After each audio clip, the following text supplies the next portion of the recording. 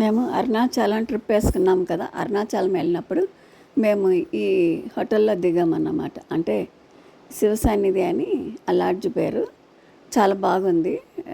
Bedroom double ఇచ్చాడనమాట. Double beds, single bed, మొత్తం 3 beds, table అన్నీ ఇచ్చాడు. పొద్దుట టిఫిను, మధ్యాహ్నం భోజనం, సాయంత్రం భోజనం అన్నీ కూడా వాడే పెడతాడు. మధ్యాహ్నం స్నాక్స్ అంతా బాగుందన్నమాట. పొద్దున్నే లేచి స్నానాలు చేసి మేము గిరి ప్రదక్షిణకి ఆటోలో బయలుదేరామన్నమాట.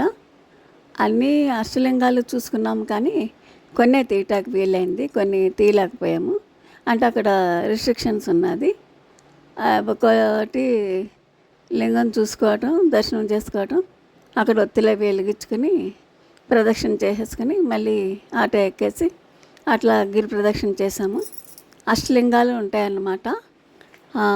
అష్టలింగాల్లో ఫస్ట్ది ఇంద్రలింగం అని ఉంటుంది. ఇంద్రలింగం, ఆగ్నేయలింగం, అంటే ఆగ్నేయ అని ఉంటుంది, అగ్నిలింగం. మళ్ళీ యమలింగం ఉంటుంది మూడోది. నైరుతి లింగం, కుబేరలింగం, వాయులింగం, ఈశాన్యలింగం, సూర్యలింగం, చంద్రలింగం కూడా ఉంటుంది, వరుణలింగం అని. మేము అవన్నీ చూసుకుని గోపురం దగ్గరికి వెళ్ళాము. అయితే చెప్తున్నా కదా, కొన్ని చోట్ల తీసాం, కొన్ని చోట్ల తీయలేదని. కాకపోతే అన్నీ అయితే ఆటోలోనే గిరి ప్రదక్షిణ చేసుకున్నాము.